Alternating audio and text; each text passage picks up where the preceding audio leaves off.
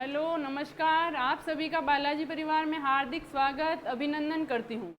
आज हम पढ़ेंगे जो दूध के जो भी परीक्षण हैं उनके बारे में, खीस के बारे में और क्रीम के बारे में। क्रीम कैसे निकाली जाती है ना, किस प्रकार से, किस किस प्रकार की होती है, इस प्रकार से हम स्टार्ट करते हैं। सबसे पहले हम देखेंगे दूध की गुणवत्ता एवं परीक्षण। दूध की गुणवत्ता एवं परीक्षण है ना, दूध की गुणवत्ता और परीक्षण के लिए बहुत सारी विधियों से इसको देखा जाता है, अलग अलग तरीके से, है ना। जैसे दुग्ध में अम्लता अधिक है, कम है, इस प्रकार से हर चीज़ का पता लगाया जाता है। एक नेचुरल चीज़ है कि इसमें क्या होता है कि ज्ञानेंद्रियों से, है ना। फर्स्ट जो होता है ज्ञानेंद्रियों से। ज्ञानेंद्रियों से कैसे? दूध को सूंघ कर या फिर उसको देख कर, है ना। सूंघ कर कैसे? कि दूध को सूंघने से कभी कभी आपने देखा होगा कि दूध जब खट्टापन हो जाता है तो ऐसे सूंघ के देखते हैं कि भाई दूध है ना हल्का खट्टी स्मेल आ रही है, इसको अगर हम गर्म करेंगे तो क्या होगा, फट जाएगा, है ना। इस प्रकार से हमें पता चल जाता है। अगर हम दूध को सूंघ के देखते हैं तो पता चल जाता है। और बात उसके कलर की बात करें हम, तो अगर दूध में पानी वगैरह मिला दिया गया है तो उसका हल्का हल्का नीला कलर दिखाई देता है ना। इस प्रकार से हम उसको देख के या फिर सूंघ के पता लगा सकते हैं। ये तो हो गया कौन सा, ज्ञानेंद्रिय परीक्षण, है ना। ये जो नॉर्मल अपन घर पे और देखते हैं ना दूध को किस प्रकार से जांचते हैं, तो जो अम्लता क्या पता चल जाता है हमको। अगर उसको दूध को हम देखते हैं या सूंघते हैं, दूध को की शुद्धता का सूंघ कर एवं देख कर पता लगाया जा सकता है ना। सूंघ कर और देख कर इसका पता हम लगा सकते हैं। उसके बाद हम बात करें, जैसे मैंने आपको बताया क्या, पानी मिले हुए तथा क्रीम निकाले हुए दूध का रंग, है ना। रंग को देखकर भी हम पता लगा सकते हैं। अगर दूध में पानी मिलाया गया है या फिर उसकी क्या क्रीम निकाली गई है ना, अगर उसमें से क्रीम निकाली गई है तो उस दूध का जो कलर है वो थोड़ा चेंज हो जाता है ना। जैसे एकदम वाइट वगैरह जैसा गाय का हल्का पीला वो दिखता है, वो हल्का सा नीला, है ना। ज़्यादा तो नहीं लेकिन हल्का सा नीला दिखाई देता है। तो हमें पता चल जाता है कि इस दूध में या तो क्या पानी मिला हुआ है या इसकी क्रीम निकाली गई है। उसके बाद हम बात करते हैं दूध की अम्लीयता की। क्या? दूध की अम्लीयता। तो दूध में अम्लीयता हम देखें कितने प्रकार की होती है। एक अम्लीयता होती है स्वाभाविक अम्लीयता, है ना। जो एक अम्लीयता है वो स्वाभाविक अम्लीयता, जिसको क्या बोलते हैं, नेचुरल एसिडिटी। क्या है? नेचुरल। नेचुरल किसी भी कारण हो सकती है, जैसे कार्बन डाइऑक्साइड से, केसिन से, फोस्फोरस से, इस प्रकार से अलग अलग चीज़ों से जो होती है एसिडिटी, वो कौन सी होती है, नेचुरल एसिडिटी। जो नेचुरल पाई जाती है दूध में वो एसिडिटी स्वाभाविक, जिसको हम क्या बोलते हैं हिंदी में, स्वाभाविक अम्लता। अब ये किस किस के कारण होती है ये थोड़ा देख लें। CO2 के कारण, केसिन, फोस्फोरस, साइट्रेट, एल्ब्यूमिन के कारण क्या कौन सी होती है, नेचुरल एसिडिटी। नेचुरल एसिडिटी के कारण की हम बात करें तो ये इन सब से होती है, केसिन से हो सकती है, फोस्फोरस से हो सकती है ना।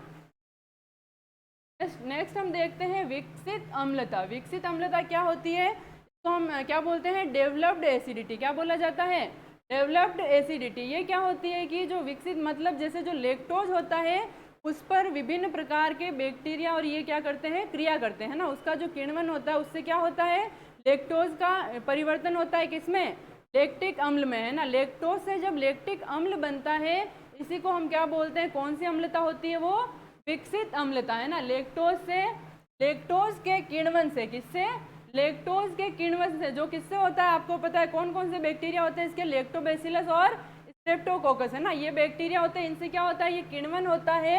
लैक्टोज का जब किण्वन होता है तो उससे क्या बनता है, लैक्टिक अम्ल बनता है। और इसी को, ये कौन सी अम्लीयता होती है, जब लैक्टिक अम्ल बन जाता है, दूध ज़्यादा खट्टा हो जाता है, वो होती है विकसित अम्लता। जो नॉर्मली अपना दूध फट जाता है 0.3 है, वो भी क्या है, विकसित अम्लता, है ना। 0.3 होती है वो भी विकसित अम्लता है। जब ज़्यादा अम्लता हो जाती है, लैक्टोज होता है वो किस में परिवर्तित हो जाता है, लैक्टिक अम्ल में परिवर्तित हो जाता है, उसको हम कहते हैं विकसित अम्लता। इसी को कहा जाता है डेवलप्ड एसिडिटी। अब हम इसकी बात करें, अगर ये जो बैक्टीरिया के बारे में बात करें तो इम्पोर्टेंट बैक्टीरिया कौन कौन से, लैक्टोबैसिलस और एक है स्ट्रेप्टोकोकस, है ना। महत्वपूर्ण है ये जो बैक्टीरिया है, वो आपको याद रखने होते हैं। इसमें मेनली जो क्या है, लैक्टोबैसिलस बैक्टीरिया जो है कार्य करता है, और एक जो है स्ट्रेप्टोकोकस भी होता है ना। ये दोनों बैक्टीरिया जो दूध में जो विकसित अम्लता होती है उसको डेवलप करने का काम करते हैं।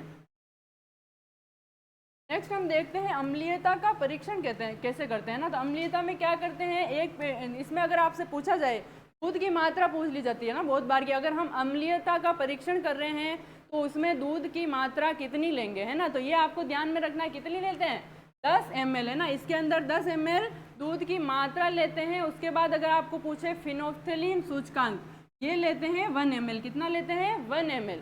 10 ml दूध की मात्रा लेते हैं, उसमें मिलाते हैं 1 ml फिनोफ्थेलिन सूचकांक। उसके बाद हम क्या करते हैं, NaOH क्षार होता है उसको उसमें भर के और जो मतलब उसमें डाला जाता है। इस प्रकार से आप देख सकते हैं जब इसमें हम डालते हैं दूध और ये मिला हुआ है ना, इसमें क्या लेते हैं हम बीकर में, दूध और फिनोफ्थेलिन सूचकांक। उसके बाद हम जब इसकी देखते हैं, जब इसका कलर चेंज होता है, क्या करते हैं, इसमें ये क्षार मिलाया जाता है NaOH। जब इसका कलर चेंज हो जाता है, कौन सा हो जाता है, जब ये इस प्रकार से डार्क कलर या पिंक कलर इसका हो जाता है तो वो अम्लीयता का पाठ्यांक होता है ना। उस प्रकार से पाठ्यांक इसका हम नोट कर लेते हैं।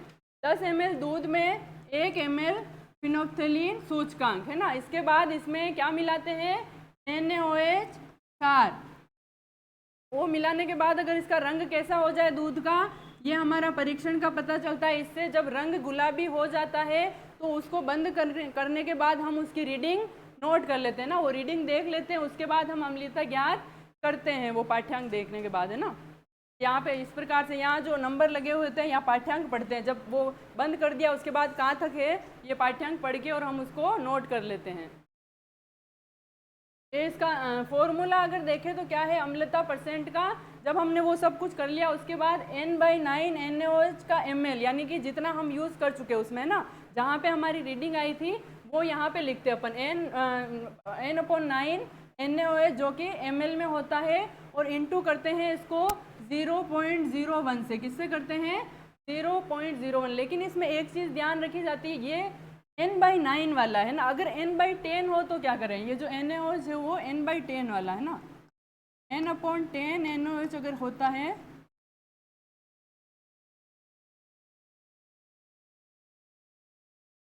तो अगर हम इंटू करेंगे वो 0.009 से, है ना। ये हमने इंटू किया है यहाँ पे 0.01, किससे किया है, 0.01। जब हमने कौन सा यूज़ किया था, N/9 NaOH जब हमने यूज़ किया था तब हमने फॉर्मूले में लिखा है 0.01। लेकिन यही अगर आप N/10 NaOH करेंगे यूज़, अलग अलग होते हैं ये, तो अगर N/10 वाला अगर यूज़ किया गया है तो उसमें आप चेंज करें, यहाँ पे 0.009 इसमें लिखा जाएगा, और फिर जो फॉर्मूला है वो सेम रहेगा, इंटू 100 होगा। नीचे किसकी, दूध की मात्रा आएगी, जो हमने कितनी ली थी, दूध की मात्रा 10 ml, है ना, 10 ml मात्रा है वो यहाँ पे नीचे लिखा जाएगा। इस प्रकार से जो आएगी वो हमारे अम्लता परसेंटेज निकल जाएगा इससे, है ना। उसके बाद हम देखते हैं उबालने पर फटने का परीक्षण, या फिर जिसको बोलते हैं क्लोट ऑन बॉइलिंग। क्या बोलते हैं, क्लोट ऑन बॉइलिंग।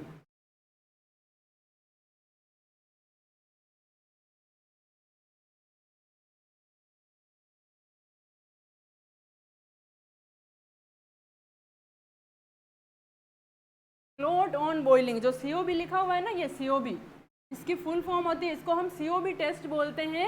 लेकिन अगर हम इसकी फुल फॉर्म की बात करें तो ये होती है क्लोट ऑन बॉइलिंग। क्या होती है, क्लोट ऑन बॉइलिंग, यानी इसका हिंदी अर्थ अगर हम देखते हैं तो उबालने पर फटने का परीक्षण। अब उबालने पर फटने का परीक्षण में क्या देखते हैं, ये किस किस के लिए, जैसे दूध अम्लीय हो चुका है, क्या हो चुका है, अम्लीय हो चुका है, तो हम उसको उबालेंगे तो वो फट जाएगा। इससे क्या पता चलेगा कि दूध की अम्लता बढ़ गई है। उसके बाद हम बात करते हैं, अगर किसी ने खीस मिला रखा है उस दूध में, जो नॉर्मल दूध होता है उसमें अगर खीस मिला दिया जाए, है ना, खीस मिलाने के बाद अगर आपने देखा है कि खीस क्या होता है, फट जाता है गर्म करने पे, तो अगर आप दूध में अगर खीस मिला दिया गया है तो वो दूध भी क्या होगा, फट जाएगा, है ना। तो हमें इस चीज़ का, एक तो है कि अम्लता बढ़ जाती है उसका पता चलता है उबालने पर फटने पे, है ना, और एक क्या है, खीस की मात्रा अगर मिलाई हुई है तो उसका पता भी COB टेस्ट से चलता है। अगर वो फट रहा है, ताज़ा दूध भी अगर फट रहा है तो उसमें क्या किया गया है, वो जो खीस है वो मिलाया गया है। हम देख सामान्यतः ताज़े शुद्ध दूध की अम्लता जो मैंने आपको बताई थी कितनी होती है, 0.12 से 0.14, और ये कभी कभी आपको 0.16 तक भी लिखा हुआ मिलता है ना, 0.12 से 0.16। तो ये भी सही है, ये भी सही है ना, आप कंफ्यूज नहीं हो, दोनों में से एक ही मिलता है। नॉर्मली अगर हम बात करें तो 0.12 से 0.14 ही होती है ना, लेकिन कभी कभी आपको ये भी देखने को मिल सकता है 0.12 से 0.16 जो कि नॉर्मल दूध की, जो ताज़ा दूध होता है उसकी अम्लता बोलते हैं। उसके बाद अगर हमने बात की थी ये पहले भी ना, क्या 0.3% यानी अम्लता विकसित हो चुकी है, उसमें ज़्यादा, जैसे लेक्टोज को लैक्टिक अम्ल में कन्वर्ट कर दिया गया है तो उसमें अम्लता ज़्यादा हो जाएगी। 0.3% तक अगर हो चुकी है तो वो दूध क्या होगा, फट जाएगा। और ये हमें किससे पता चलेगा, जब हम उबालेंगे तो वो दूध फट जाएगा, तो मतलब वो ज़्यादा अम्लीय दूध है। दूध में इस प्रकार की अम्लता और खीस है ना, हमने जैसे क्या बात की थी, अम्लता और खीस का, किस किस का पता लगा सकते हैं इस टेस्ट से, अम्लता अधिक हो गई है वो भी हमें पता चल जाता है। और अगर किसी ने इसमें खीस मिला दिया है, खीस मिला हुआ दूध अगर दिया गया है तो उसका भी पता चल जाता है ना। अगर ताज़ा दूध बोल रहे हैं वो फट रहा है, इसका मतलब क्या है, उसमें खीस मिलाया गया है ना, जो स्टार्टिंग का जो दूध होता है एनिमल्स का वो मिला दिया जाता है। उसके बाद हम बात करते हैं दूध का आपेक्षिक घनत्व, है ना। दूध का आपेक्षिक घनत्व किससे ज्ञात कर रहे हैं, आपसे क्या पूछा जाता है, दूध का आपेक्षिक घनत्व किससे ज्ञात करते हैं, तो किससे करते हैं, लेक्टोमीटर से। किससे करते हैं, लेक्टोमीटर से, ना। अब लेक्टोमीटर की कभी कभी रीडिंग भी पूछ ली जाती है। लेक्टोमीटर में रीडिंग कितनी, कहाँ से कहाँ तक होती है, तो लेक्टोमीटर में 0 से 40 कितनी होती है, 0 से 40 होती है ना। इस प्रकार से 0 से 40 होती है, कहाँ, इस प्रकार से होती है। आप देखें हमेशा ये क्या होती है, ऊपर से नीचे, 0, 10, 20, 30, 40 है ना, ऊपर से नीचे होती है ये हमेशा। अगर इसको आप देखें तो ऊपर से नीचे होगी, इसको ध्यान में रखें आप। इसमें क्या ध्यान में रखना है, दूध का अपेक्षित घनत्व किससे ज्ञात करते हैं, ये पूछा जाता है, क्वेश्चन बहुत बार पूछा जाता है ना। दूध का अपेक्षित घनत्व लेक्टोमीटर से ज्ञात किया जाता है ना। और ये क्वेश्चन भी पूछ सकते हैं आपसे कि जो ये अंक है वो कहाँ से कहाँ तक होते हैं या किस दिशा में होते हैं, तो ये अंक होते हैं 0 से 40 और ऊपर से नीचे की ओर, हमेशा ये ऊपर से नीचे की ओर होंगे। ये जो अंक है 0 से 40 वो इसमें जो लेक्टोमीटर है उसके अंदर ऊपर से नीचे की तरफ होंगे, है ना। ये आप ध्यान में रखें, एक लेक्टोमीटर याद रखें और इसके अंक भी याद रखें। उसके बाद हम बात करें अगर लेक्टोमीटर के बल्ब में, लेक्टोमीटर का जो बल्ब होता है उसमें क्या भरा हुआ होता है ना, क्या भरा हुआ होता है, ये भी कई बार पूछ लिया जाता है। तो पारा भरा हुआ होता है, इसमें क्या होता है, लेक्टोमीटर के बल्ब में पारा भरा हुआ होता है ना। आपसे पूछ सकते हैं तो याद रखें, लेक्टोमीटर का जो बल्ब होता है उसमें पारा भरा हुआ होता है। शुद्ध दूध में पानी या सेपरेटा दूध की मिलावट का पता लगाने के लिए उसका आपेक्षिक घनत्व ज्ञात किया जाता है ना। दूध में अगर पानी मिला हुआ है, सेपरेटा दूध है तो पता चलता है। इससे क्या होता है, इसमें अगर मान लो किसी ने पानी मिलाया, दूध में क्या मिलाया है, पानी मिलाया है, तो उसका आपेक्षिक घनत्व हमेशा कम होगा, है ना। अगर पानी मिला दिया तो आपेक्षिक घनत्व कम हो जाएगा। नॉर्मल कितना होता है आपेक्षिक घनत्व दूध का, 1.028 से 1.032 है ना, अपन ने पढ़ा था।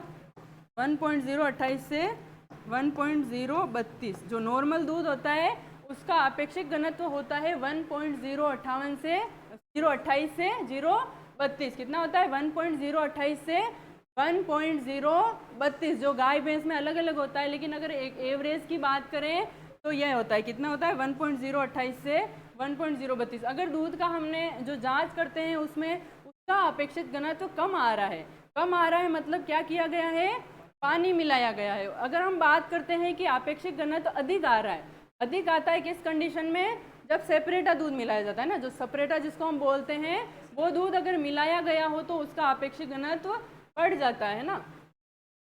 और ताज़े दूध में हम क्या करते हैं, इसमें क्या ताज़ा दूध होता है उसमें CO2 होती है, क्या होती है, ताज़ा दूध में CO2 अधिक मात्रा में होती है। तो इसको तुरंत उसका अपेक्षित घनत्व ज्ञात नहीं कर सकते हैं। इसका तुरंत ना करें, लगभग 1 घंटे बाद उसका अपेक्षित घनत्व निकाला जाता है ना, 1 घंटे बाद निकाल सकते हैं आप, लेकिन उसका तुरंत नहीं निकाला जाना चाहिए। अपेक्षित घनत्व में क्या, एक लेक्टोमीटर याद रखें, लेक्टोमीटर से ज्ञात करते हैं। 0 से 40 अंक होते हैं, ऊपर से नीचे होते हैं। उसके बाद लेक्टोमीटर में क्या भरा रहता है, पारा भरा हुआ होता है, लेक्टोमीटर में पारा भरा हुआ होता है। नेक्स्ट हम बात करते हैं, इसमें अपने बात की क्या, CO2 की। CO2 की अगर आप ये थोड़ा ध्यान में रखें कि तुरंत उसका हम अपेक्षित घनत्व ज्ञात नहीं करते हैं, उसका लगभग 1 घंटे बाद करेंगे ना। ताज़ा दूध का लगभग 1 घंटे बाद अपेक्षित घनत्व ज्ञात किया जाता है। परीक्षण के द्वारा ज्ञात किया गया अपेक्षित घनत्व कम हो तो उसमें क्या है, अपन ने बात की जैसे क्या होता है, पानी मिला हुआ, अगर पानी मिला हुआ है तो उसका अपेक्षित घनत्व हमेशा कम आएगा। उसके बाद हम बात करें अगर ये अधिक है, अधिक है इसका मतलब होता है सेपरेटा दूध मिलाया गया है। क्या मिलाया गया है? सेपरेटा, या जो सेपरेटा बोलते हैं अपन उसको, वो दूध मिलाया गया है उसके अंदर, इसीलिए क्या हुआ है? आपेक्षिक घनत्व बढ़ गया है ना। इस प्रकार से हम ज्ञात करके पता लगा सकते हैं, कम है तो पानी मिलाया गया है और अधिक है तो सेपरेटा दूध मिलाया गया है। उसके बाद हम बात करते हैं वसा परीक्षण, है ना, फेट का पता लगाना, दूध का जो वसा परीक्षण ज्ञात करते हैं। वसा परीक्षण का एक तो सबसे इम्पोर्टेंट क्वेश्चन की अगर बात करें, किस विधि से करते हैं ना, वसा परीक्षण किस विधि से किया जाता है? किससे करते हैं? गर्बर विधि। कौन सी? गर्बर विधि। ये पूछा गया क्वेश्चन भी है, पूछते भी हैं बहुत बार, है ना। कौन सी विधि काम में लेते हैं? गर्बर विधि। वसा परीक्षण है उसमें गर्बर विधि को काम में लिया जाता है। इसके बाद इसमें पूछते हैं कि इसमें जो मिल्क लेते हैं वो कितना लेते हैं ना, ये क्वेश्चन बहुत इंपॉर्टेंट है। इसमें मिल्क की मात्रा भी पूछी जाती है बहुत बार, है ना। कितना मिल्क लेते हैं इसमें? उसमें हम कितना ले रहे थे अम्लता के लिए? 10 ml, है ना। लेकिन इसके अंदर 10.75 ml लिया जाता है। कितना लिया जाता है? 10.75। ये एग्जैक्ट मात्रा है और इसको आपको पूछा जाता है। तो आप देखें, एक तो गर्बर विधि, ये मोस्ट इम्पॉर्टेंट है कि वसा परीक्षण सर्वोत्तम विधि है। ये कौन सी? गर्बर, है ना। सर्वोत्तम विधि इसी को मानते हैं, गर्बर विधि को, है ना। वसा परीक्षण किससे करते हैं तो आपको पूछा जाएगा तो इसका आंसर होगा आपका गर्बर विधि, है ना। सबसे अच्छी विधि है गर्बर विधि। उसके बाद अगर हम बात करेंगे किस बल पे कार्य करती है ना, जो गर्बर विधि से हम करते हैं तो अपकेंद्रीय बल। कौन सा बल? अपकेंद्रीय बल। ये आपको सिद्धांत वगैरह पूछ सकते हैं कि किस बल पे ये कार्य करती है। गर्बर जो विधि है उसमें मशीन किस उस पर कार्य करती है तो अपकेंद्रीय बल पे। किस पे? अपकेंद्रीय बल पे। ये आप याद रखें इसको भी। उसके बाद हम बात करते हैं इसमें किसको यूज़ किया जाता है? ब्यूटायरोमीटर को, है ना। ब्यूटायरोमीटर है, उसके अंदर दूध लेके और फिर उसका जो है इसकी वसा परीक्षण किया जाता है। तो ये ब्यूटायरोमीटर भी आपसे पूछा जाता है बहुत बार, इसको भी याद रखें, है ना। ब्यूटायरोमीटर के लिए पूछ सकते हैं आपको कि वसा के लिए हम क्या काम में लेते हैं, किसमें? ये ब्यूटायरोमीटर के अंदर दूध भर के और वसा ज्ञात की जाती है, और ये आप याद रखें 10.75 ml। उसके बाद अगर सल्फ्यूरिक अम्ल की बात करें, सल्फ्यूरिक अम्ल कितना होता है? 10 ml। कितना होता है? 10 ml। जो दूध है वो 10.75 ml होता है और सल्फ्यूरिक अम्ल है वो 10 ml होता है। 10 ml लिया जाता है और उसमें एल्कोहल कितना मिलाया जाता है? 1 ml एल्कोहल मिलाया जाता है ना। इन सबको मिक्स किया जाता है ब्यूटायरोमीटर के अंदर। 10.75 ml दूध, उसके बाद 10 ml सल्फ्यूरिक अम्ल और 1 ml एल्कोहल इसमें मिलाया जाता है। ये इस प्रकार से, है ना। ये गर्बर विधि है, इसमें ये है और ये आपका ब्यूटायरोमीटर, है ना।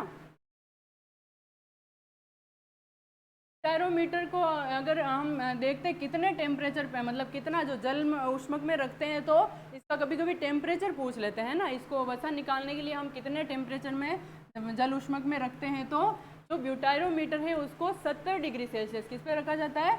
70 डिग्री सेल्सियस तापमान का जो जल ऊष्मक है उसमें कितनी देर रखते हैं? 4 से 5 मिनट। कितनी देर?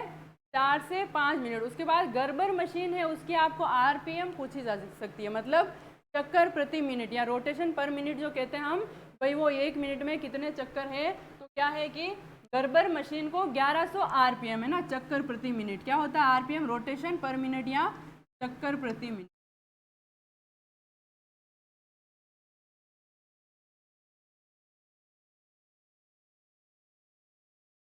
मिनट जो चक्कर होते हैं इस मशीन के वो है ये। कितना? गर्बर मशीन को 1100 RPM पर कितनी देर तक घुमाते हैं?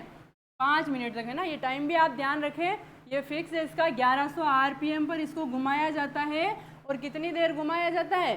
5 मिनट घुमाते हैं ना। 1100 RPM के ऊपर 5 मिनट तक गर्बर मशीन को घुमाया जाता है वसा ज्ञात करने के लिए। उसके बाद ब्यूटायरोमीटर से वसा का पाठ्यांक देख लेते हैं ना। फिर वसा का जो ब्यूटायरोमीटर है उस पर आपके रीडिंग होगी, तो आप उसका फिर ये जो घुमाने के बाद एंड में इसका पाठ्यांक देख लिया जाता है ना। जो ब्यूटायरोमीटर है उससे पाठ्यांक पढ़ के और वसा ज्ञात हो जाती है। नेक्स्ट हम बात करते हैं SNF की। SNF का मैंने आपको बताया क्या होता है, ये सॉलिड नॉट फेट। इसमें क्या है कि फेट रहित ठोस पदार्थ। क्या है? फेट रहित ठोस पदार्थ। जो SNF होता है उसको बोला जाता है वसा रहित ठोस पदार्थ या जो सॉलिड नॉट फेट। कुल ठोस पदार्थ से वसा निकलने के बाद बचा हुआ पदार्थ क्या कहलाता है? वसा रहित ठोस।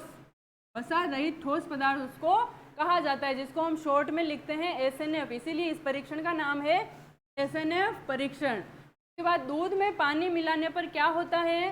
दूध में अगर पानी मिलाया जाता है तो SNF की मात्रा हमेशा क्या होगी? कम होती है ना। अगर दूध में पानी मिला दिया गया है तो SNF क्या हो जाएगा?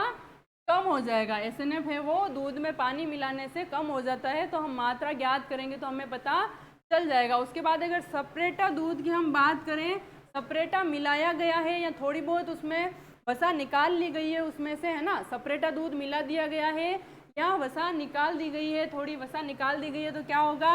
जो SNF है, सॉलिड नॉट फेट, क्या है? इसकी मात्रा बढ़ जाएगी। वसा कम हो जाएगी थोड़ी, तो जो वसा रहित पदार्थ है वो बढ़ जाएगा। वसा रहित है वो वसा कम होने से बढ़ जाएगा। तो ये दोनों चीज़ें आप ध्यान रखें। एक तो पानी का ध्यान में रखें, पानी मिलाने पे क्या चेंजेस होते हैं, और एक आप ध्यान रखें सेपरेटा दूध मिलाने पे क्या चेंजेस होते हैं ना, ये चीज़ें पूछी जाती है। उसके बाद अगर हम अन्य परीक्षण देखते हैं तो हंसा परीक्षण। पहला परीक्षण है क्या? हंसा परीक्षण। हंसा परीक्षण किसके लिए करते हैं? भैंस के दूध में गाय या गाय के भैंस में जो दूध का मिक्सचर कर दिया जाता है ना, मतलब भैंस का कह के लोग और गाय का दूध दे देते हैं मिक्स करके, इस प्रकार से, है ना। तो अगर उसमें क्या है, भैंस के दूध में गाय का दूध, है ना, दोनों दूध मिक्स किए हुए हैं, तो जो हंसा परीक्षण होता है, ये इसका नाम आपसे पूछा जाता है। ज़्यादा कुछ नहीं है इसमें, सिर्फ नाम ध्यान में रखना है। अगर भैंस के दूध में गाय का दूध मिलाया गया है तो उसके लिए कौन सा परीक्षण किया जाएगा, है ना। इस प्रकार से पूछते हैं भाई परीक्षण कौन सा किया जाएगा, तो कौन सा? हंसा परीक्षण। कौन सा है? हंसा परीक्षण करते हैं। दोनों जो भैंस और गाय का दूध की अगर मिलावट है तो उसका पता लगाया जाता है। उसके बाद हम बात करते हैं नाइट्रेट परीक्षण। क्या किसका परीक्षण? नाइट्रेट का परीक्षण। मतलब नाइट्रेट परीक्षण में क्या है कि कभी कभी जो वर्षा जल होता है उसकी मात्रा अगर दूध में है तो उसका भी पता लगाया जा सकता है ना। नाइट्रेट परीक्षण करते हैं, आपको यही पूछा जा सकता है इसमें, भाई जो दूध में अगर वर्षा जल की मिलावट हो रखी है तो आप कौन से परीक्षण से उसका पता लगाएंगे? तो कौन से परीक्षण से लगाएंगे? नाइट्रेट परीक्षण से। दूध में अगर वर्षा जल मिला हुआ है तो उसके लिए हम नाइट्रेट परीक्षण करेंगे। नेक्स्ट हम देखते हैं आयोडीन परीक्षण, है ना। एक परीक्षण है आयोडीन। आयोडीन परीक्षण है वो दूध में अगर स्टार्च की मात्रा, स्टार्च की जो उपस्थिति है उसका पता लगाता है ना। स्टार्च कितना है कितना नहीं है, तो स्टार्च का अगर पता लगाना हो तो स्टार्च का पता आयोडीन परीक्षण से लगाया जाता है। इसके बाद हम बात करते हैं वोडाइन परीक्षण। कौन सा? वोडाइन परीक्षण। वोडाइन परीक्षण वो होता है जिसमें देसी घी और वनस्पति, मतलब देसी घी के अंदर अगर वनस्पति घी मिला दिया गया है। कौन सा घी? वनस्पति घी अगर मिला दिया गया है तो उसके लिए हम ये परीक्षण करते हैं। कौन सा? वोडाइन परीक्षण। वोडाइन परीक्षण करने से पता चल जाता है कि देसी घी के अंदर क्या मिलाया गया है? वनस्पति घी मिलाया गया है। तो इसमें भी आपका नाम ही इम्पोर्टेंट है, आपसे डायरेक्ट यही क्वेश्चन पूछेंगे, देसी घी में अगर वनस्पति घी की मिलावट है तो कौन सा टेस्ट किया जाएगा? कौन सा किया जाएगा? वोडाइन परीक्षण। कौन सा करते हैं? वोडाइन परीक्षण। नेक्स्ट हम बात करते हैं पोलेरोमीटर परीक्षण। कौन सा?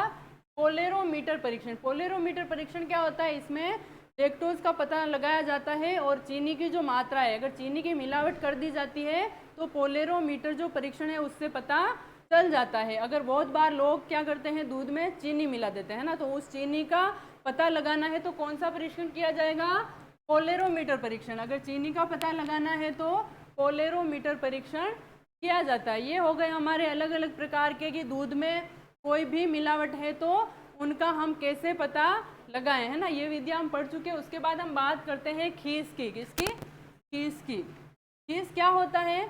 खीस क्या होता है आप लोग सब जानते हैं। क्या होता है, जब स्टार्टिंग में पशु जब जाता है, वत्स जनन होता है, तो उसके वत्स जनन के बाद 4-5 दिन तक, है ना, 4-5 दिन तक जो गाढ़ा पीला, है ना, गाढ़ा पीलापन लिए हुए जो पदार्थ, जो क्षरण होता है, उस क्षरण को ही क्या बोलते हैं? तो ये खीस बोला जाता है ना, जो गाढ़ा होता है ये। और 4 से 5 दिन आपको टाइम वैसे पता है आपको ये चीज़, और ध्यान में रखें, है ना। स्टार्टिंग में जो 4-5 दिन तक निकलता है, वत्स जनन के बाद से 4-5 दिन तक जो मादा पशु से स्तनों से गाढ़ा एवं पीलापन लिए हुए जो क्षरण निकलता है उसी को खीस बोला जाता है। क्या बोलते हैं? खीस बोलते हैं। और ये खीस के लिए मैंने आपको बताया क्या है, खीस उपयोगी है ना। किसके लिए? जो बछड़ा होता है उसके लिए, बछड़े के लिए खीस देना बहुत ज़रूरी होता है। उसमें रोग प्रतिरोधक क्षमता की अगर हम बात करते हैं ना, इसमें एंटीबायोटिक्स उपस्थित होते हैं, तो जो बछड़ा होता है, नवजात है ना, उसके क्या होता है, रोग प्रतिरोधक क्षमता इससे खीस पिलाने से बढ़ती है। और वो जो कितना देते हैं, कितना बताया था मैंने आपको, उसके शरीर भार का 1/10 है ना, शरीर भार का 1/10 दिया जाता है। ये जो होता है इस प्रकार पीला होता है ना, खीस का बहुत अधिक पीलापन होता है, ये गाढ़ा भी बहुत ज़्यादा होता है ना, दूध के कंपैरिजन में जो खीस है वो गाढ़ा होता है। लेकिन खीस में क्या है, जो विटामिन ए है, प्रोटीन है, ये सब चीज़ें खीस में क्या होती है, अधिक होगी या कम, अधिक है ना, खीस में जो ये है अधिक होती है। लेकिन एक चीज़ है, जो लेक्टोज होता है वो थोड़ा कम होता है ना, लेक्टोज खीस में कम होता है, बाकी सारी चीज़ें विटामिन ए, खनिज लवण, प्रोटीन सब क्या होते हैं, खीस में अधिक होते हैं। खीस इस प्रकार का दिखाई देता है। खीस में प्रोटीन, खनिज लवण और विटामिन ए ये अधिक मात्रा में होते हैं। जो नॉर्मल दूध होता है उसकी कंपैरिजन अगर हम करते हैं तो जो खीस है उसमें अधिक पाए जाते हैं ना, प्रोटीन, खनिज लवण और कौन सा, विटामिन ए। उसके बाद अगर हम बात करें लेक्टोज की, है ना, लेक्टोज है वो दूध की अपेक्षा खीस में कम पाया जाता है ना, लेक्टोज दूध में अधिक पाया जाता है, जबकि इसमें लेक्टोज की मात्रा कम होती है। बाकी चीज़ें आप ध्यान में रखें, खीस में क्या अधिक होता है, तो ये सब अधिक होते हैं, ओनली जो लेक्टोज है वो खीस में कम होता है।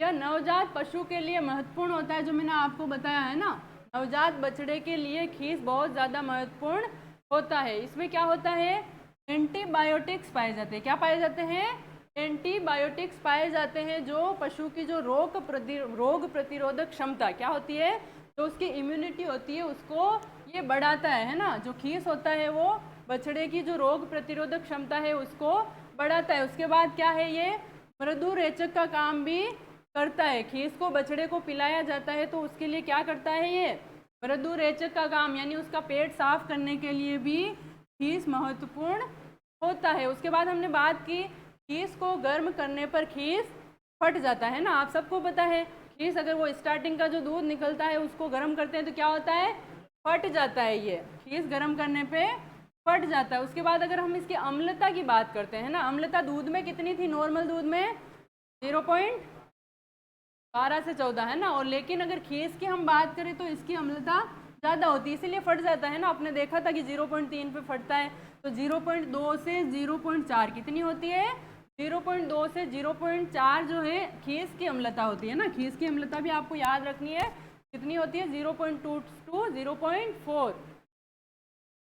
उसके बाद हम थोड़ा खीस का संगठन देख लेते हैं ना। ये खीस का संगठन में आपसे पूछे जाते हैं क्वेश्चन, तो इसको आप थोड़ा याद करें। इसका हम देखते हैं खीस का संगठन गाय व भैंस का है ना, जो महत्वपूर्ण दोनों का है, किसका, गाय और भैंस का। अगर हम जल की बात करते हैं, जल गाय के अंदर कितना होता है, गाय का खीस होता है उसमें 75%, कितना होता है, 75% वाटर पाया जाता है गाय के में, है ना, ये गाय के में है कितना, 75। जबकि अगर भैंस की बात करते हैं तो भैंस में 70 पाया जाता है, कितना पाया जाता है, 70%, ये परसेंट में है।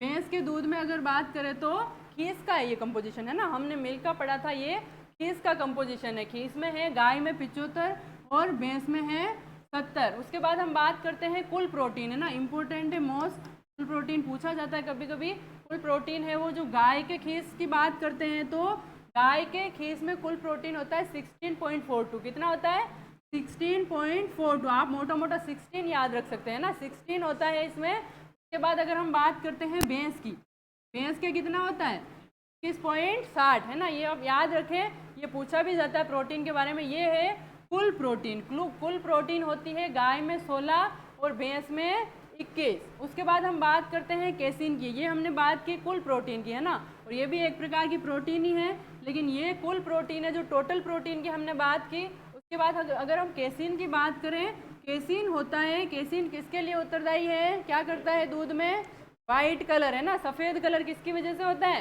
केसिन की वजह से। केसिन की हम बात करें, गाय के जो खीस होता है उसमें केसिन होता है 5.08, कितना होता है, 5.08। उसके बाद अगर भैंस की बात की जाए, भैंस में होता है 6.7, कितना होता है, 6.7। भैंस के दूध में अगर बात करें तो सॉरी, हाँ 6.7 ही है ना, 0.7, केसिन ही पढ़ रहे हैं हम, केसिन होता है 6.7 भैंस के दूध में। उसके बाद बात करें ग्लोबुलिन और ये भी पाए जाते हैं ना दूध में और खीस में। तो ग्लोब्यूलिन और एल्ब्यूमिन क्या है, ग्लोब्यूलिन और एल्ब्यूमिन इनकी मात्रा अगर हम बात करते हैं तो गाय के अंदर होती है 11.30। कितनी होती है, गाय के जो खीस की अगर हम बात करते हैं तो उसमें होती है 11.30% मात्रा होती है ग्लोब्यूलिन और एल्ब्यूमिन की, है ना। उसके बाद भैंस की बात की जाए तो भैंस में होती है 14.9। कितनी होती है, 14.9 भैंस के खीस में, है ना। खीस की बात कर रहे हैं हम। उसके बाद हम बात करें वसा की। वसा भी कई बार पूछा जाता है। गाय के खीस में वसा होती है 5.10, जबकि जो भैंस का दूध है उसमें वसा कितनी होती है, 4.10। खीस है ना, दूध की बात नहीं कर रहे हैं हम, खीस की बात कर रहे हैं। ये हमारा खीस का कंपोजिशन है। खीस में अगर वसा है तो वसा कितनी होती है, 5.10 और 4.10। उसके बाद हम बात करते हैं लैक्टोज की। लैक्टोज या लैक्टोज को क्या बोलते हैं हम, दुग्धम बोलते हैं ना। दुग्धम या लैक्टोज है वो किसके लिए उत्तरदायी है, ये पहले तो ये बताया आप। लैक्टोज मीठापन, है ना। मीठापन जो दूध में होता है वो किसके कारण होता है, लैक्टोज के कारण। और लैक्टोज सबसे अधिक कौन से एनिमल के दूध में होता है, जो पालतू पशु हम पालते हैं उनमें सबसे अधिक किस में होता है, भैंस में, है ना। तो हम बात करते हैं लैक्टोज की। जो खीस है उसमें गाय के खीस में होता है लैक्टोज कितना, 2.19। कितना होता है, 2.19। जबकि अगर भैंस की बात करें तो उसमें होता है 2.3। कितना होता है, 2.3। भैंस के खीस की बात करें तो उसमें 2.3 होता है। उसके बाद हम बात करते हैं खनिज लवण की। किसकी, खनिज लवण की। खनिज लवण उसमें तो आपने देखा था 1 से कम होते हैं ना, लेकिन जो खीस है उसमें खनिज लवण 1.1 है ना। दोनों में जो भैंस का है उसमें भी 1.1 है और गाय का है उस खीस में भी कितना है खनिज लवण, 1.1। यानी इससे क्या पता चला, दूध में तो खनिज लवण है वो कितने होते हैं, 1 से कम या अधिक। दूध में कम होते हैं ना। और ये हम पढ़ रहे हैं खीस, क्या पढ़ रहे हैं, खीस। तो खीस में अधिक होते हैं, उसमें कम होते हैं और खीस में अधिक होते हैं। ये चीज़ आप ध्यान रखें, है ना। उसके बाद हम बात करते हैं, खीस हमारा हो चुका है, खीस में कंप्लीट पढ़ लिया हमने। उसके बाद क्रीम की बात करते हैं ना। क्रीम क्या होती है, जो दूध होता है उससे निकला गया ऐसा पदार्थ जिसमें वसा कितनी होती है, 18 से 60 या कभी कभी 60 से भी अधिक होती है ना। 18 से 60 कितनी होती है, दूध से निकाली जाती है क्रीम। अलग अलग विधियों से निकालते हैं, वो हम आगे पढ़ेंगे। पहले क्रीम कहते किसको है ना, दूध से निकाला गया वह पदार्थ जिसमें क्या होता है, वसा होती है 18 से 60%। 18 से 60% या 60% से अधिक भी होती है ना। तो 18 से 60% वसा होती है तो उसको हम क्या बोलेंगे, दूध से निकाला गया जो पदार्थ है उसकी वसा 18 से 60% है, उसको क्या बोला जाएगा, क्रीम बोलते हैं ना। इस प्रकार से क्रीम अलग अलग तरीक़ों से निकाली जाती है और इस प्रकार की क्रीम होती है। हम बात करते हैं क्रीम निकालने के लिए दूध का तापमान, है ना। तो क्रीम निकालने के लिए जो दूध का तापमान है वो 32 से 37 डिग्री, कितना रखते हैं, 32 से 37 डिग्री। क्रीम निकालने के लिए जो नॉर्मल टेम्परेचर की हम बात करते हैं बस 32 से 37 डिग्री रखा जाता है। ये टेम्परेचर आप याद रखें, है ना। पूछते हैं कभी कभी तो क्रीम निकालने के नॉर्मल अगर टेम्परेचर पूछा जाए आपसे तो 32 से 37 डिग्री होता है। तो हम बात करते हैं क्रीम के प्रकार, है ना। क्रीम अलग अलग प्रकार की होती है। पतली क्रीम होती है, मध्यम क्रीम होती है, गाढ़ी क्रीम होती है, प्लास्टिक क्रीम होती है ना। अलग अलग डिवाइड इनको किया गया है किसके आधार पर, वसा के आधार पर। किसके आधार पर किया गया है, वसा के आधार पर। जिसमें कम वसा होती है उनको अलग, जैसे पतली क्रीम है उसमें कम वसा होगी और मध्यम क्रीम है उसमें थोड़ी ज़्यादा होगी, फिर गाढ़ी क्रीम है तो उसमें अधिक वसा होगी। इस प्रकार से अलग अलग होते हैं। तो हम बात करते हैं पहले पतली क्रीम। पतली क्रीम क्या होती है, पतली क्रीम होती है और इसको नाम अलग एक और दिया गया है। क्या नाम है, टेबल क्रीम। बहुत बार आपसे टेबल क्रीम पूछा जाएगा नाम, है ना। पतली क्रीम तो पता चलता है नाम से, लेकिन अगर आपको टेबल क्रीम दे दिया तो आप कंफ्यूज हो जाएंगे, इसलिए टेबल क्रीम आप याद रखें नाम। टेबल क्रीम में अगर वसा की बात करें तो कितनी होती है, 18 से 25%। कितनी होती है, 18 से 25 पतली क्रीम। और इसका स्पेशली आप टेबल क्रीम नाम याद रखें, है ना। टेबल क्रीम नाम याद रहेगा तभी आप आंसर कर पाएंगे। पतली क्रीम जनरली कम दिया जाता है, टेबल क्रीम नाम मिलेगा आपको, है ना। तो टेबल क्रीम में वसा की बात करें तो 18 से 25% होती है। उसके बाद हम बात करते हैं मध्यम क्रीम की, है ना। मध्यम क्रीम को और नाम दिया गया है, क्या नाम है इसका, व्हिपिंग क्रीम, है ना। व्हिपिंग क्रीम यानी हल्की सी मतलब गाढ़ी है वो व्हिपिंग क्रीम उसको बोला जाता है। क्या बोलते हैं, व्हिपिंग क्रीम, जो मध्यम क्रीम है यानी कि ज़्यादा पतली नहीं है, बिल्कुल पतली नहीं है ना, वो हल्की पतली है, मतलब थोड़ी सी उससे गाढ़ी है। पतली क्रीम है उससे थोड़ी सी गाढ़ी होती है, उसको बोला जाता है मध्यम क्रीम या व्हिपिंग क्रीम। और इसकी अगर हम वसा की बात करें तो इसमें वसा होती है 25 से 45%। कितनी होती है? 25 से 45%। ये वसा का आप ध्यान रखें, अलग अलग है। जो पतली क्रीम है उसमें 18 से 25%, मध्यम या जो व्हिपिंग क्रीम है उसमें 25 से 45%, और गाढ़ी क्रीम है उसमें कितनी होती है? जो गाढ़ी क्रीम है उसमें अधिक वसा यानी 45% से अधिक। अगर क्रीम गाढ़ी होगी तो आपको पता है उसमें वसा ज़्यादा होगी, तभी वो गाढ़ी होगी, है ना। तो वसा कितनी होगी? गाढ़ी क्रीम में 45% से अधिक। जबकि अगर हम बात करते हैं प्लास्टिक क्रीम की, क्या है ये? Plastic cream.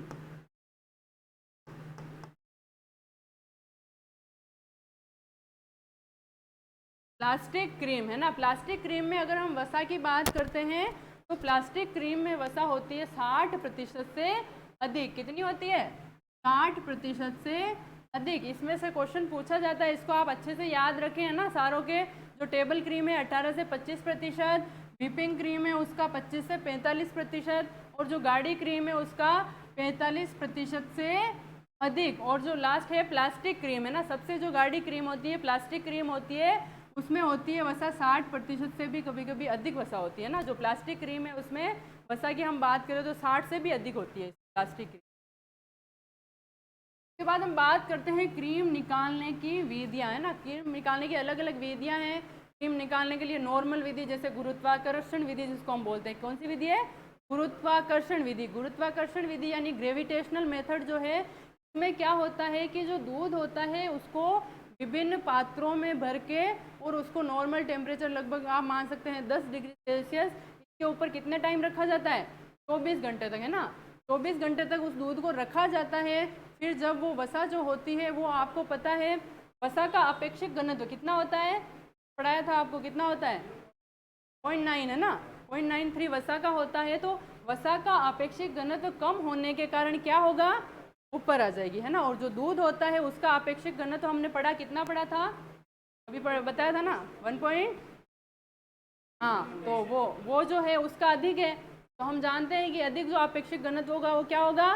नीचे बैठ जाएगा।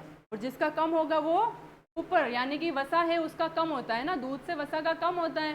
तो वो वसा है वो इसमें क्या होगा? गुरुत्वाकर्षण विधि के अंदर वसा है वो दूध के ऊपर परत बन जाती है और उस परत को हम निकाल लेते हैं ना। इस प्रकार से इसमें क्रीम निकाली जाती है। इसमें अलग अलग विधियों से निकालते हैं हम। इस विधि में दूध को पात्रों में भरकर 10 से 24 घंटे तक, है ना, लगभग 24 घंटे तक रखा जाता है इसको।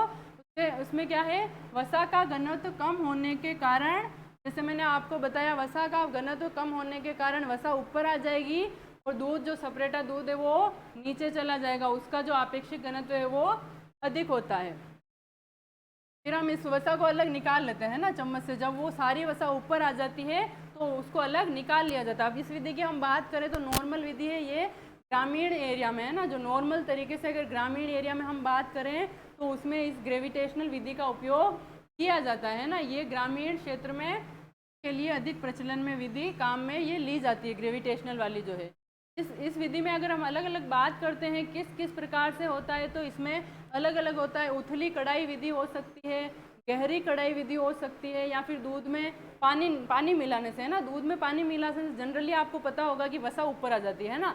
तो इस प्रकार से उसमें दूध में पानी मिला के भी हम इसको निकाल सकते हैं। और एक होता है जर्सी क्रीम विधि, है ना, ये विधि भी इसी के अंदर आती है।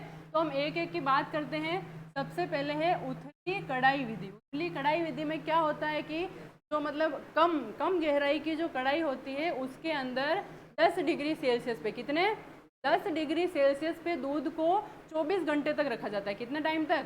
24 घंटे तक रखा जाता है। फिर जब वो वसा ऊपर आ जाती है तो उसको निकाल लिया जाता है। लेकिन अगर हम इसमें बात करते हैं कि उसमें वसा कितनी रहती है, तो इसमें 0.5 से 1% तक वसा दूध में रह जाती है ना। इस विधि से हम निकालते हैं। कढ़ाई विधि से अगर निकाला जाएगा वसा इसको, तो ये क्या होता है? 0.5 से 1% वसा उसमें रह जाती है ना। उथली क्रीम से अगर निकालेंगे तो उसमें 1% तक वसा रहेगी। उसके बाद हम बात करते हैं गहरी कढ़ाई विधि। गहरी कढ़ाई विधि में क्या है? गहरी होगी कढ़ाई, है ना, वो कढ़ाई गहरी ली जाती है और नॉर्मल वही टेम्परेचर होता है 10 डिग्री सेल्सियस नॉर्मल टेम्परेचर पे उसको रखा जाता है। और टाइम भी वही, कितना टाइम रखते हैं, 24 घंटे तक उसको रखा जाता है। और उसमें अगर वसा की बात करें तो वसा उसमें लगभग 0.5% रहती है। कितनी रहती है? जो गहरी कढ़ाई विधि है उसमें जो सपरेटा दूध बचता है उसमें वसा कितनी बचती है? 0.5%। तो इन दोनों में यही डिफरेंस है, इसमें 1% तक रह जाती है, जबकि जो गहरी कढ़ाई विधि है उसमें 0.5% तक वसा सपरेटा दूध के अंदर रह जाती है। उसके बाद हम बात करते हैं दूध में पानी मिलाकर क्रीम निकालना। तो गाढ़ा दूध होगा उसमें पानी मिलाया जाता है और पानी मिलाने से जो क्रीम होती है वो अलग हो जाती है ना, वसा अलग हो जाती है। इसमें दूध में अगर हम पानी मिला देंगे तो उसको भी इसी प्रकार से रखा जाएगा, पानी मिला के रख देते हैं और उसमें वसा ऊपर आ जाती है और फिर उसको क्रीम को अलग क्या करते हैं, अलग निकाल लिया जाता है। इसमें भी 0.5% वसा किसमें बचती है? सपरेटा दूध के अंदर 0.5% तक वसा रह जाती है। उसके बाद हम बात करते हैं जर्सी क्रीम विधि। जर्सी क्रीम विधि में क्या होता है कि जो पात्र लिया जाता है उसमें तो हम क्या ले रहे थे, कढ़ाई, गहरी और उथली वाली जो कढ़ाई ले रहे थे। लेकिन इसमें क्या होता है, जो पात्र लेते हैं वो दोहरी दीवार का होता है। कैसा होता है? दोहरी दीवार का पात्र लिया जाता है। इसके अंदर क्या करते हैं, दोहरी दीवार का पात्र लिया जाता है और वो दोहरी दीवार के बीच में क्या भरा जाता है, में गर्म पानी भरा जाता है ना, गर्म पानी, यानी कि 87 डिग्री सेल्सियस टेम्परेचर होता है। ऐसा पानी उस दोनों दीवारों के बीच में भर दिया जाता है और उस पात्र के अंदर क्या भरते हैं, दूध। दूध का ही तो हमें सब कुछ जो करना है हम दूध का ही कर रहे हैं।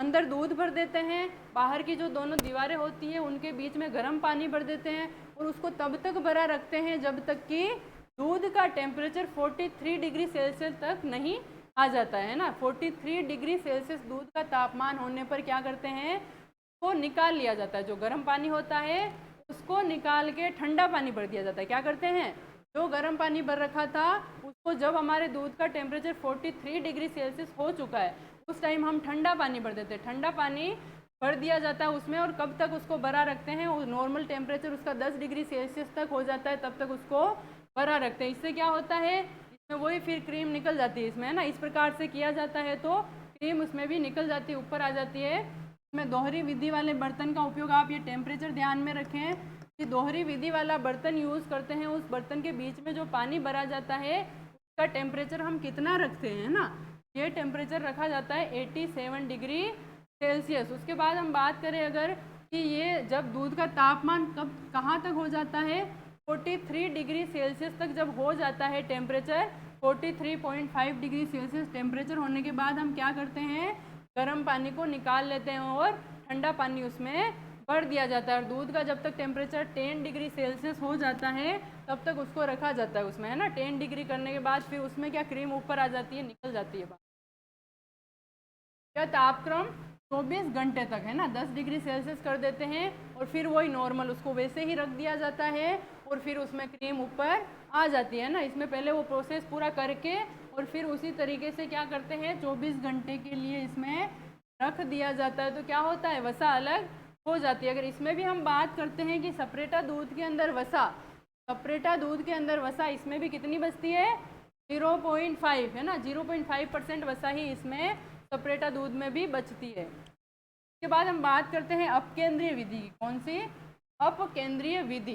केंद्रीय विधि जिसको इंग्लिश में बोला जाता है सेंट्रीफ्यूज मेथड। इसमें क्या होता है, क्रीम सेपरेटर का यूज़ किया जाता है। किसका यूज़ किया जाता है, क्रीम सेपरेटर। एक प्रकार की मशीन होती है, उसका उपयोग करके क्रीम को अलग किया जाता है। अब इसके नाम से अपकेंद्रीय विधि है तो इसमें बल कौन सा, अपकेंद्रीय बल के ऊपर ही। किस पे कार्य करती है, ये आपको पूछ लेते हैं, कौन से बल पे कार्य करती है। तो अपकेंद्रीय विधि है ये, सेंट्रीफ्यूज फोर्स या अपकेंद्रीय बल के ऊपर कार्य करती है।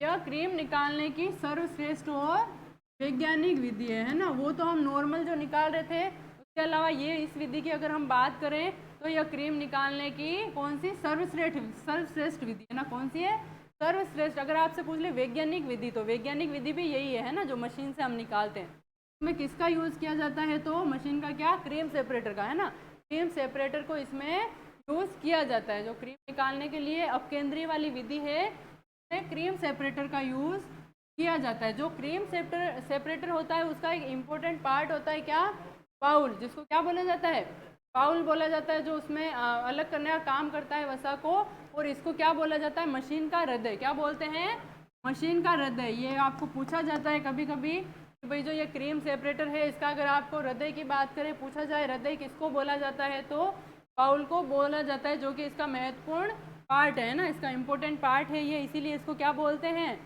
का मशीन का हृदय बोला जाता है। इस प्रकार से होती है ना क्रीम सेपरेटर जो अपनी मशीन है, इस प्रकार से दिखाई देती है। एक है क्रीम स्क्रू, है ना, क्रीम स्क्रू है, ये क्या है, इसके द्वारा क्या करते हैं, गाढ़ी और पतली क्रीम, के द्वारा गाढ़ी तथा पतली क्रीम प्राप्त की जाती है। क्रीम स्क्रू भी उसी का एक पार्ट है, और इससे क्या होता है, क्रीम स्क्रू से गाढ़ी और पतली, है ना, अलग अलग तरीके की क्रीम है, तो गाढ़ी या पतली निकालनी हो क्रीम तो किसका use, cream separate, cream screw, कौन इसका काम कौन करता है, क्रीम स्क्रू। जो क्रीम स्क्रू होता है वो किसका काम करता है, गाढ़ी व पतली क्रीम, यानी गाढ़ी निकाल सकते हैं उससे और पतली भी निकलती है, दोनों तरीके का काम जो है क्रीम स्क्रू करता है। उसके बाद हम बात करें तापमान की, जैसे हमने बात की थी कितना होता है, 30 से 33 डिग्री तापमान। आप याद रखें जब क्रीम निकालते हैं तो उसके लिए दूध का, क्रीम निकालने के लिए दूध का तापमान आपसे पूछा जा सकता है, क्रीम निकालने के लिए दूध का कितना तापमान है, तो 30 से 37 डिग्री सेल्सियस का तापमान होता है। उसके बाद हम मशीन की बात करते हैं, तो इस मशीन का जो आरपीएम है कितना, 2000 से 4000 आरपीएम तक कितना घुमाया जाता है, 2000 से 4000 आरपीएम।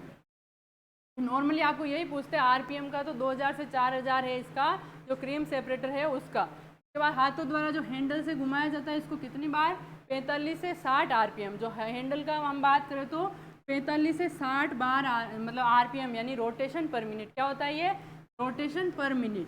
तो हत्थे वाले उससे हम जो घुमाते हैं हाथों से, उसमें अगर हम बात करते हैं आरपीएम की, तो 45 से 60 आरपीएम तक घुमाया जाता है ना। उसके बाद ये पर मिनट है, आपको पर मिनट का दे रखा है 45 से 60 चक्कर, है ना, रोटेशन यानी चक्कर, 45 से 60 चक्कर प्रति मिनट लगते हैं। उसके बाद वसा की बात करते हैं ना, इसमें वसा बहुत कम रहती है, ये अच्छी विधि है, जैसे मैंने पढ़ा था सर्वोत्तम विधि है, वैज्ञानिक विधि है, मशीन से हो रहा है ना, वो तो सब नेचुरली हो रहा था, ये सब मशीन से हो रहा है।